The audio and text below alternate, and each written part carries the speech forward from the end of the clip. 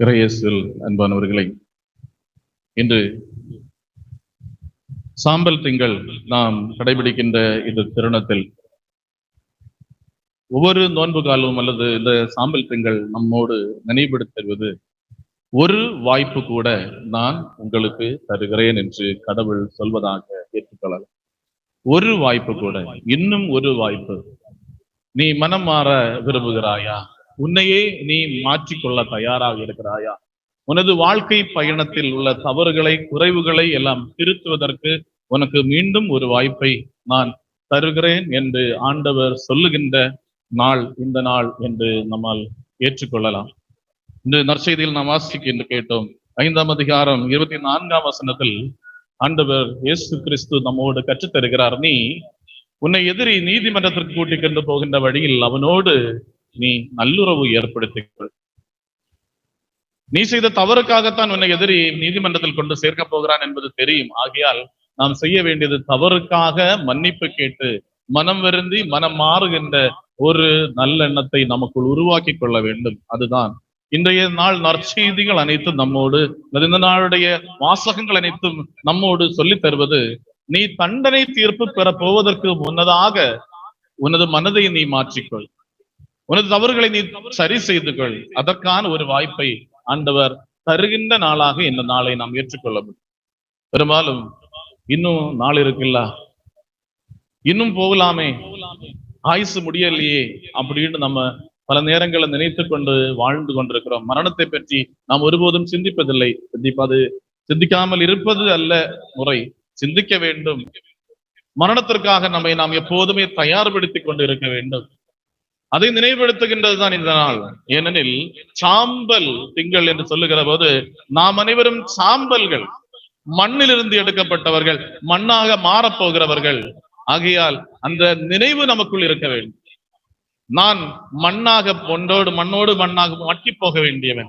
சீராக்காகமத்திலே நாம் வாசிப்போம், இன்று அரசர் நாளை பிணம், வானத்து பறவைகளுக்கும் காட்டு விலங்குகளுக்கும் உணவாக போகின்ற ஒன்று என்று மனிதனுடைய உயிரை பற்றி, அரசனை பற்றி சொல்லப்பட்டிருக்கிறது. நம்மை பற்றியும் சொல்லப்படுவதுதான். இன்று மனிதன் என்று அழைக்கப்படுகிறோம், ஒவ்வொருடைய பெயர் சொல்லி அழைக்கப்படுகிறோம். இறந்து விட்டால் பிணம், ஜடம், அது அப்படித்தான் அடுத்து சொல்லுவார்கள். நாம் அனைவருமே அந்த ஒரு நினைவோடு வாழ வேண்டும் என்பதுதான் இந்த சாம்பல் திங்கள் நம்மோடு நினைவுபடுத்தி வருகிறது. எந்த நாள் என்று உனக்கு தெரியாது, ஆகையால் உன்னை நீ எப்போதுமே தயார்படுத்தி வைத்துக்கொள் என்று முதல் வாசகத்திலே நாம் வாசிக்க கேட்டோம். இஸ்ரேல் அரசர்களை பற்றி அந்த பெனதாது அரசருடைய பணியாளர்கள் சொல்வது, இஸ்ரேல் அரசர்கள் அவர்கள் நல்லவர்கள், இரக்க குணமுடையவர்கள், ஆகையால் அவர்களிடம் போய் மன்றாடினால் அவர்கள் நமக்கு மன்னிப்பு தருவார்கள் என்று சொல்லுகின்ற சிரியா படை வீரர்கள். அவர்கள் இஸ்ரேல் அரசன் ஆகிய ஆகாபிடம் மன்னிப்பு கேட்கிறார்கள். ஆகாப் அரசர் அவரை என் சகோதரர் என்று ஏற்றுக்கொள்கிறதை நாம் காண்கிறோம். மன்னிப்பு கொடுக்கிற நல்ல குணமுடைய ஒரு ஆகாப் அரசர். நேற்றைய தினத்திலே ஆகாப் அரசரை பற்றி இன்னொரு காரியம் நான் உங்களிடம் சொல்லியிருந்தேன், நினைவிருக்கான்னு எனக்கு தெரியல. ஆகாப் அரசர் யாருக்காவது நினைவிற்கு? ஆகாப் அரசரை பற்றி வேறொரு காரியம் நேற்றைக்கு சொன்னோம். நாபோத்தினுடைய முந்திரி தோட்டத்தை தன்வயப்படுத்துவதற்காக நாபோத்தை கொலை செய்கின்ற ஒரு ஆகாப் அரசர். அதே ஆகாப் அரசர் தான் இன்று நல்லது செய்கின்றார். நம்ம இன்னைக்கு வாசிக்க கேட்டது 20ஆம் அதிகாரத்துல உள்ள வசனங்களாக வாசிக்க கேட்டோம். 21ஆம் அதிகாரத்திலேயாகும் நாபோத்தினுடைய முந்திரி தோட்டத்தை தன்வயப்படுத்துகின்ற பெனதாத் அரசரை காண்கிறோம். மனிதனுடைய வாழ்க்கையில் குறைவுகள் உண்டு, ஆனால் ஆண்டவர் எதிர்பார்ப்பது நீ இரக்கத்தோடு மாற வேண்டும், ஒரு மாற்றத்தை நீ உலகத்தை உருவாக்கி கொள்ள வேண்டும். அதுதான் ஆகாப் அரசர் நாபோத்தினுடைய முந்திரி தோட்டத்தை சொந்தமாக்குவதற்காக அவரை கொலை செய்கிறவர் தான். ஆனால் அவருக்குள்ளால் கடவுள் தன்மையினுடைய இரக்க குணம் அவருக்குள் இருந்தது. அவர் பெனதாத் அரசனை மன்னித்து ஏற்றுக்கொள்கின்ற நபராக இருந்தார். நாம் அடுத்து 2வது வாசகத்திலே வாசிக்க கேட்டோம். யோனா இறைவாக்குனருடைய புஸ்தகம் நாம் வாசிக்க கேட்ட போது, யோனா இறைவாக்குனர் வழியாக ஆண்டவர் நினிவே மக்களை முழுவதுமாக மன்னிப்பதற்கு தயாராகி இருப்பதை நாம் காண்கிறோம்.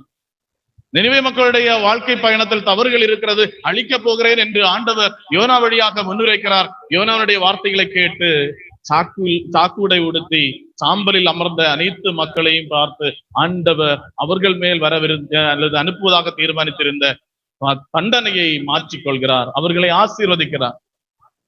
இப்போது விவிலியத்திலே நாம் காண்கிற போது சாம்பல் பூசிக்கொள்ளுதல் அல்லது சாம்பலில் உட்காருதல், சாக்கு உடை உடுத்துதல் என்று சொல்லுகிற போது நமக்கு சுகமான நல்ல உடம்புக்கு சுகத்தை தரக்கூடிய உடைகளை அல்ல, மாறாக நல்ல உடம்பு குத்தக்கூடிய, நமக்கு சுகந்தராத சுரசுரப்பா இருக்கக்கூடிய ஆடைகளை அணிந்து கொள்வது. அதாவது உடலுடைய சுகங்கள் ஒண்ணுமே அங்கு இருக்க வேண்டாம், உடலுடைய சுகங்களை தாண்டினதாக இருக்க வேண்டும். பல புனிதர்களை பற்றி விவிலியத்திலே நாம் வரலாற்றிலே நாம் வாசிக்கிற போது புனிதர்கள் பலரும் உடம்பை பலவிதமான துன்புறுத்தல்களுக்கு விட்டு கொடுக்கிறவர்களாக இருந்தார்கள். புனித பிரான்சிஸ் அசிசி அவரது படுக்கையாக அவர் வைத்திருந்தது ரோசா முட்களின் மேல் படுத்துறங்குவார், ரோஜா முட்கள் மேல் படுத்துறங்குவார். ரோஜா பறிக்க போறவங்களுக்கு தெரியும் முள்ளு குத்தும் போது எப்படி இருக்கும், அதுக்கு மேல படுத்தா எப்படி இருக்கும். அப்போ ஒரு குத்து கொடும் போதே நம்ம வேதனை அனுபவிக்கிறோம். ஜான் மரியா வியானி அவரது இடுப்பிலே நல்லது முட்களால் ஆன ஒரு பெல்ட் எப்போதுமே அணிந்திருப்பாங்க. கடைசியில் அவர் இறந்த பின்னர் பார்க்கிற போது அந்த பெல்ட் அவருடைய உடம்போடு ஒட்டி சேர்ந்து அவருடைய உடலுடைய பாகமாகவே மாறி இருந்தது. மேலும் பிரான்சிஸ் அசிசியை பற்றி இன்னொரு சொல்லக்கூடிய இன்னொரு காரியம் உண்டு. அவரது உணவை அவர் எடுக்கிற போது சுவையான உணவாக இல்லாமல் இருப்பதற்காக அந்த உணவுக்குள் சாம்பலை தூவிக்கொண்டு சாப்பிடுகின்ற நபராக இருந்தார். நம்ம எல்லாரும் சுவையான உணவு சாப்பிடணும்னு ஆசைப்பட்டு நடக்கிற போது நமக்கு முன்னால் இந்த புனிதர் வைக்கிறார், இந்த சுகங்கள் அல்ல நிலையானது, இதெல்லாம் அழிந்து போகக்கூடிய சாம்பல் தான், இந்த உடம்பும் அழிந்து போகக்கூடியதுதான். ஆகையால் நமது வாழ்க்கையில் நாம் சாக்கு உடை அணிந்தவர்களாக நெற்றியில் சாரம் இந்த சாம்பலை பூசிக்கொள்கிற போது, அன்பானவர்களே, இந்த மண் எப்போது வேண்டுமானால் இந்த மண்ணாக மாறப்போகிறது. ஆகையால் எனது வாழ்வில் கடந்த நாட்களுடைய தவறுகளில் இருந்து நான் மனம் மாறுவதற்கான ஒரு அழைத்தல், முதல்ல சொன்னது போல மீண்டும் ஒரு வாய்ப்பு ஆண்டவர் எனக்கு தந்திருக்கிறார். இந்த வாய்ப்பை நான் நல்லபடியாக நான் பயன்படுத்துவேன். மீண்டும் ஒருமுறை எனக்கு ஆண்டவர் ஒரு வாய்ப்பை தந்திருக்கிறார், நல்லதாக என்னை மாற்றிக்கொள்வதற்கு, தூயதாக என்னை மாற்றிக்கொள்வதற்கு, என் குறைவுகளை நிவர்த்தி செய்வதற்கு, என் குறைவுகளை நிறைவாக மாற்றுவதற்கு ஆண்டவர் ஒரு வாய்ப்பை தருகிற போது அந்த வாய்ப்பை நான் பயன்படுத்தி என்னை நான் நிறைவுள்ளவனாக்க வேண்டும். எனது குறைவுகளிலிருந்து நான் மீண்டு வர வேண்டும். மீண்டும் இன்று திருமுகத்திலே பவுலடியார் சொல்லுகின்றார், நீங்கள் இயேசு கிறிஸ்து வழியாக பெற்றுக்கொண்ட அந்த இரக்கத்தை பிறருக்கும் கொடுங்கள். நீங்கள் பெற்றுக்கொள்கின்ற இந்த இரக்கத்தை நீங்கள் பிறருக்கும் கொடுக்கிறவர்களாக மாறுங்கள். சினமோ வெகுளியோ கோபமோ கூச்சலோ ஒன்று உங்களுடைய வாழ்க்கையில் இல்லாமல் இருக்கட்டும். மாறாக ஆண்டவர் இயேசு கிறிஸ்து மூலமாக நாம் பெற்றுக்கொண்ட அந்த பரிவு இரக்கத்தை நீங்களும் பிறருக்கு கொடுங்கள். இந்த வசனம் சொல்கிறது, ஒருவருக்கொருவர் நன்மை செய்து பரிவு காட்டுங்கள். கடவுள் உங்களை கிறிஸ்து வழியாக மன்னித்தது போல நீங்களும் ஒருவரை ஒருவர் மன்னியுங்கள். இந்த சாம்பல் திங்கள் தருகின்ற ரெண்டு முக்கியமான கருத்துக்கள் இதுதான். நான் எனது பாவங்களிலிருந்து எனது குறைவுகளிலிருந்து மனம் மாறி மனம் திரும்பி வர வேண்டும். ஆண்டவருடைய இரக்கத்திற்காக நான் ஜெபிக்க வேண்டும். நான் எனது மரணத்தை முன்னில் கண்டுகொண்டு இந்த கிடைத்திருக்கிற இந்த வாய்ப்பை நல்ல வண்ணமாக பயன்படுத்த வேண்டும் என்று முதல் காரியம். இரண்டாவதாக, நான் பிறருடைய வாழ்க்கையில் உள்ள குறைவுகளை, எனது வாழ்க்கையில் அவர்கள் செய்து போயிருக்கிற குற்றங்களை, அவர்கள் மூலமாக எனது வாழ்க்கையில் வந்திருக்கிற தீமைகளை மன்னித்து மறந்து ஏற்றுக்கொள்கின்றவர்களாக மாற வேண்டும்.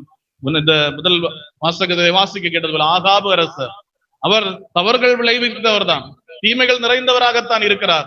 ஆனாலும் அவருக்குள் மன்னிக்கின்ற ஒரு குணம் உருவெடுத்திருந்தது போல நமக்குள்ளாலும் அந்த மன்னிக்கின்ற குணத்தை நாமும் உருவாக்கி கொள்க வேண்டும்.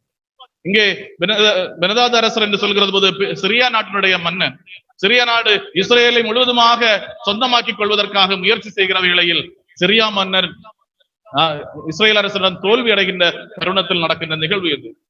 தன்னை தோற்கடித்து தன்னை அழிப்பதற்காக முயற்சி செய்த அரசனையே மன்னித்து ஏற்றுக்கொள்கின்ற ஆகாபனுடைய அந்த தன்மை நமது வாழ்க்கையிலும் வந்து நிறைய.